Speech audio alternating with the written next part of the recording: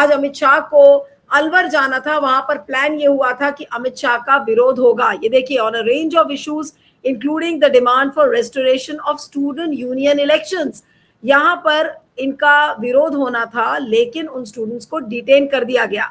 तो अब आशुतोष रंका, जो कि कॉकरोच जनता पार्टी के प्रवक्ता हैं, उनका एक ट्वीट आया है, उसको देखिए ध्यान से। और आशुतोष का ट्वीट दिखाइए जो मैंने आपको भेजा है यशी।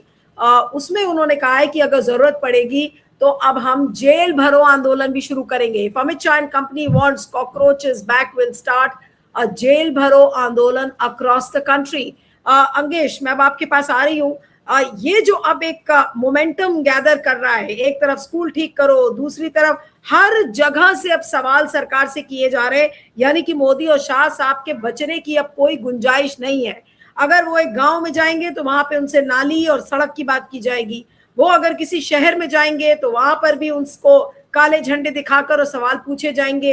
तो ये जो अब एक चलन शुरू हो गया है, और वो भी अब दिमागी नक्सल जनता पार्टी जो बन गई है, इस पर क्या कहेंगे कि क्या ये शौक मोदी सरकार या पूरी बीजेपी झेल पाएगी? सबसे पहले तो नीलू जी, आपको, आपके दर्शकों को धन्यवाद, और प्रोफेसर साहब को भी नमस्कार। जेएनयू से मेरा पुराना रिश्ता रहा है। एक्चुअली मैं मोदी जी को धन्यवाद कहना चाह रहा हूं। पहली बार लाइफ में मैं मोदी जी को धन्यवाद कहना चाह रहा हूं कि उन्होंने देश के जागरूक लोगों को दिमागी नक्सल कहा है। जिस जिस तरीके से राम, श्री राम को हम लोग कितने आराध्य तरीके से लेते हैं, कितने दिल से लगाते हैं, उनके बारे में चर्चा करते हैं, लेकिन उस राम के पीछे अगर हौ लग जाता है तो कितना ये हो जाता है। तो नक्सल के आगे उन्होंने दिमागी लगा दिया है। तो ये प्राउड है पूरे देश के जागरूक लोगों के लिए कि उन्होंने उसे दिमागी नक्सल कहा है। मैंने अपने फेसबुक वॉल पे मैंने फ्लॉट किया अपना ये स्टेटमेंट कि कौन है दिमागी नक्सल। तो हरेक वो मैंने लिखा है कि हरेक वो भारतीय नागरिक जिसके दिमाग में गोबर और भूसा नहीं भरा है, भारतीय जो कुपमंडता से बाहर निकलकर तर्क ज्ञान की परंपरा के प्रश्नवाचक हैं, जो ज्ञान विज्ञान के आधार पर भविष्य गढ़ना चाहते हैं, सत्ता से सवाल करता है, झूठ और अफवाह का खंडन करता है और आंदोलन जीवी भी है, साथ साथ संतरीय एजेंडे को देश में चलने नहीं दे रहा है, वो प्राउड दिमागी नक्सली है। और मैं अपने आप को प्राउड नक्सली, दिमागी नक्सली घोषित करता हूं। एक बात। दूसरी बात, एक और इसमें प्राउड वाली बात है कि अभी तक जो जो दक्षिणपंथी विचारधारा और मोदी जी के जो समर्थक हैं, उन्हें हम लोग क्या कहते थे? उन्हें पूरे पूरे विरोध करने वाले लोग क्या कहते थे? अंधभक्त, यानी वैसी प्रजाति जिसके पास में दिमाग नाम की चीज नहीं है। तो इस बात को मोदी जी ने खुद साबित किया है कि जो हमारे विरोध करने वाले लोग हैं, जो उनकी मानसिकता, उनके विचारधारा के साथ में नहीं है, वो दिमाग रखते हैं। और दिमाग होना, मानव होना, आदमी होना, बुद्धिजीवी होने के लिए बहुत बड़ी चीज है, और यही हमें जानवर से अलग करता है। यानी कि हम दो पाए जानवर नहीं हैं, हम शुद्ध तौर पर मानव हैं, बुद्धिजीवी हैं, ज्ञानी हैं, तर्कशील प्राणी हैं। और हम लोग, मैं मजाक मजाक में ही बोलता हूं कि मोदी जी के जो भक्त हैं, दो पाए जानवर हैं, जिनके पास में केवल मानव का ढांचा है लेकिन दिमाग नाम का कोई चीज नहीं, इसे हम लोग जनरल भाषा में अंधभक्त बोलते हैं। अब मैं आता हूं एक और चीज पे कि जहां से बात आई कि आपने फिर ये दिमागी नक्सल पार्टी, जनता पार्टी की बात आ रही है। मैं कुछ चीजों पे ध्यान दिलाना चाहूंगा जिसपे प्रोफेसर साहब ने भी बहुत अच्छी बात कही। और मैं भी एक वीडियो देख रहा था 26 जनवरी का, 15 अगस्त का, कल का ही वीडियो है, बहराइच का वीडियो है, जिसमें बच्चे घुटने से नीचे पानी भरे हुए स्कूल में देश का झंडा फहरा रहे, सलामी दे रहे हैं देश के तिरंगे को। बहराइच का है वो, रेली करके कोई गांव है वहां पे। इसी तरीके से गुजरात का कल एक वीडियो आया मेरे सामने में, उसमें भी छत टूटी हुई है, एक ही क्लास में बच्चे पढ़ रहे हैं। और ये एक वीडियो और भी आया जिसमें बच्चे बाहर खेल रहे हैं और टीचर उसमें शराब भी पी रहे हैं और कुछ कुछ पार्टियां वार्टियां बना रहे हैं। तो इस ये 4-5 साल पहले का एक वीडियो ये है कि गुजरात में के मुख्यमंत्री रहे हैं, हमारे जो प्रधानमंत्री हैं, वो बार बार बोलते हैं मैं विकसित भारत बनाऊंगा, उन्हें 2047 का जो वो दिखा रहे हैं सपना। तो जब खुद 20 साल मुख्यमंत्री रहने के बावजूद खुद गुजरात में आपको 2 सेकंड के लिए रोक रही हूँ। अब ये देखिए, ये डीएम को ये दोनों बच्चे क्या कह रहे हैं। ये भी स्कूल ठीक करो कैंपेन के हिस्से का ये वीडियो है। इसका ऑडियो आप करिएगा यशी, अगर आप बैक स्टेज में उसको सुनने दीजिए। मैं नेहा शर्मा कक्षा 6वीं की छात्रा और ये मेरा भाई है मासूम शर्मा। यह कक्षा 4वीं में पढ़ता है। यह रोड डेटा जलालपुर से मेरे स्कूल राज्य स्तरीय अकेडमी के लिए टटियाँ जाता है। यहाँ अति गड्ढे होने के कारण हमें रोज भीग कर जाना पड़ता है और हमारे स्कूल का कोई वाहन यहाँ आ जा नहीं सकता। कृपया आप इस रोड को बनवा दीजिए तो हम अच्छे से स्कूल पढ़ने जाएं। आपकी अति कृपा होगी। डीएम अंकल, आप चाहते हैं कि हम डेली पढ़ने जाएं तो कृपया इस रोड को बनवा दीजिए। आपकी अति कृपा होगी। धन्यवाद। जो भी भाई हमारी इस वीडियो को देख रहे हैं वो अलीगढ़ डीएम अंकल तक इसको पहुंचा दें, इससे हमारी परेशानी दूर हो जाए। तो अब आपने देखा कि ये अलीगढ़ के डीएम को ये दोनों छोटे बच्चे, और ये सोशल मीडिया की ताकत है आज, और जिस तरीके से इसको स्कूल ठीक करो कैंपेन इसको प्रमोट कर रहा है, आई एम श्योर इसमें सारे पेरेंट्स भी जुड़ेंगे, क्योंकि वो माँ बाप क्यों चाहेंगे कि उनके बच्चे तकलीफ सह के और स्कूल जाएं। उनके घरों तक न बस आ रही है, न कुछ आ रही है, और उनके पास कोई इंतजाम नहीं है जाने का। और सोचिए, ये कैंपेन है, ये गांव गांव ये कैंपेन पहुंच रहा है। इस समय मोदी जी ने सबको बढ़िया डेटा दे रखा है, सबके हाथ में स्मार्टफोन्स हैं। ये तो मोदी जी को धन्यवाद करना पड़ेगा, लेकिन अब यही चीज मोदी जी को अब जवाबदेही के लिए जबरन वो उनको करनी पड़ेगी कि कैसे वो स्कूल ठीक करेंगे, इसका जवाब देना होगा। कैसे कहाँ गड़बड़ हो रही है उसका जवाब देना पड़ेगा। मैं वापस अंगेश आपके पास आती हूँ, अपनी बात को खत्म करिएगा, उसके बाद मैं अंतिम कमेंट अजय से लूंगी। जी बोलिए। ये एक वीडियो नहीं है नीलू जी, मेरे पास में भी सैकड़ों वीडियो आ चुके हैं पूरे देश से, जहां पर बच्चे डीएम के दफ्तर पहुंच रहे हैं, प्रिंसिपल से बहस कर रहे हैं कि मुझे स्कूल में ये सुविधाएं चाहिए, पंखा चाहिए, बेंच चाहिए।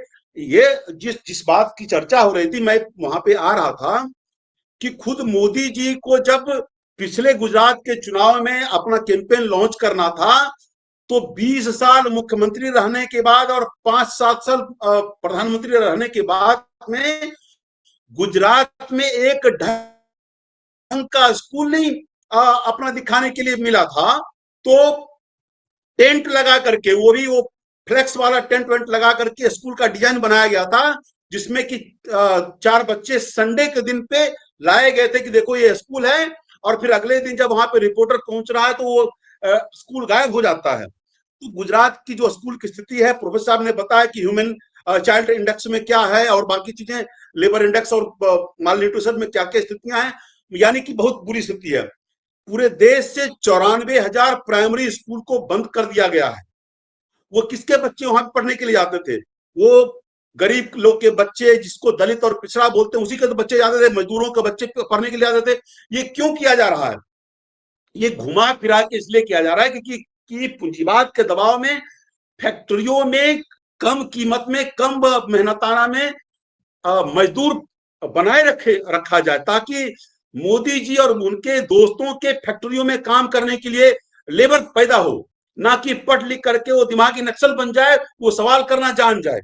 एक और ये मैं बताऊं कि अभी जो चीजें चल रही हैं, जो स्कूल ठीक करो और दिमागी नक्सल का ये सब जो एजेंडा अभी निकल के आ रहा है और जनजी की बातें हैं, तो इसमें जाति और धर्म की बात पहले आती थी राजनीति में, और स्कूल और शिक्षा और स्वास्थ्य की राजनीति पहली बार धरातल पे उतर रहा है। मैं ये बात इसलिए बताना ज्यादा एलेबोरेट करना चाह रहा हूं कि जाति और धर्म का मामला कहां पे आता है।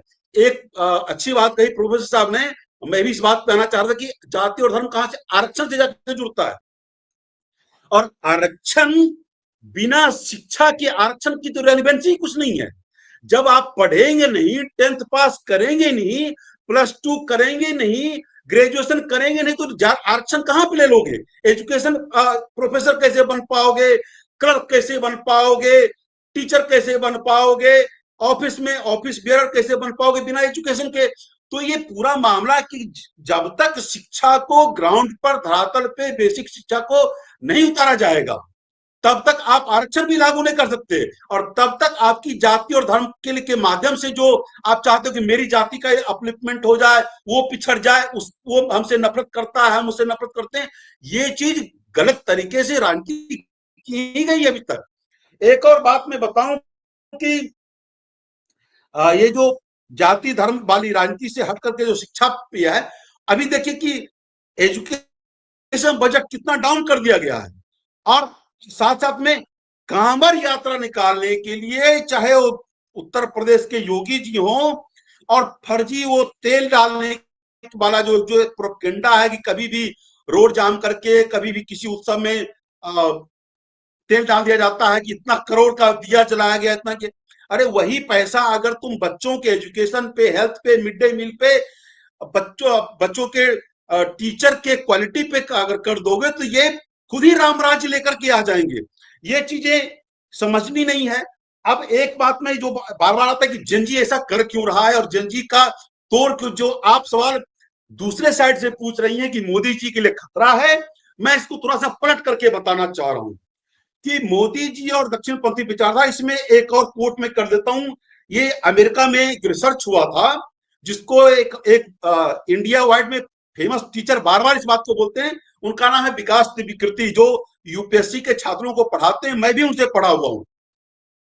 वो आज भी मेरे पास में सुबह सुबह उनका एक वीडियो आ गया कि जो सर्वे हुआ कि लोगों का आईक्यू चेक किया गया कि कौन सा वर्ग किसको सपोर्ट करता है, तो उसमें अमेरिका वाले रिसर्च में ये निकल के सामने आया, हालांकि वो नहीं बोल पाए कि इंडिया में भी ये रेलिवेंसी देता है और पूरे वर्ल्ड में रेलिवेंट होता है, कि दक्षिणपंथी विचारधारा को मानने वाले लोगों का आईक्यू बनिस्पत दूसरे पार्टियों को, विचारधारा को मानने वाले से कम होता है। और यही कारण है कि जो दक्षिणपंथी विचारधारा के लोग हैं, वो धर्म और जाति के एजेंडे को फॉलो करते हैं, और उसके अगेंस्ट वाले जो दिमागी नक्सली हैं, वो शिक्षा, स्वास्थ्य और बेसिक चीजों को लेकर के उद्योग में भी रोजगार की बात करेंगे, ह्यूमन इंडेक्स की बात करेंगे, ये सब चीजें कर रहे हैं। अब जनजी वाले बात पे मैं नीलू जी आता हूं, तो मैं कभी कभी थोड़ा सा सोच में भी ह्यूमर आता है, लेकिन गंभीर बातें आती है, जो अभी कबीर भाई बोल करके गए हैं कि सटायर में भी बहुत गंभीर बातें होती हैं। तो आज के डेट में जो पॉलिटिक्स करने वाले लोग हैं और पॉलिटिकल रेलिवेंस लोग हैं, जो संसद में, विधानसभाओं में पाए जाते हैं, वो बेसिकली नोकिया वाला फोन है, वो नोकिया 1100 का फोन है, वो 1G है या बेसिक फोन है। और आज के डेट में जो डेटा और नेट की बात आ रही है, आज 6G की बात चल रही है। तो पहले होता था कि एक तरफ 1 वे कम्युनिकेशन होता था, टीवी में दिख गया, पेपर में आ गया, पढ़ लिए, संतुष्ट हो गए। और आज जो इंस्टा जनरेशन है, वो मोदी जी भाषण दे रहे होते और लाइव उनको गाली दे रहा होता है, लाइव कह रहा होता है कि तुम्हारी नीतियों से हम असहमत हैं। तो ये जो कम्युनिकेशन और का जो नया टेक्नोलॉजी आने के बाद कम्युनिकेशन का जो दिशा बदली है, इससे ये जो नोकिया फोन वाले या बेसिक फोन टाइप का जो जाति धर्म की राजनीति करने वाले पॉलिटिशियन है, ये एकदम मैं बता रहा हूं कि ये बदलने वाला है आने वाले समय में, चाहे 29 में बदले या उससे पहले बदले। स्वाभाविक तौर पे राजनीति भी अब 6G करना पड़ेगा, 5G 6G 4G की राजनीति करनी पड़ेगी। अब उस बेसिक राजनीति से काम चलने वाला नहीं है। यही कारण है कि शिक्षा स्वास्थ्य मुख्य धारा में आएगा, रोजगार मुख्य धारा की बातें आएंगी।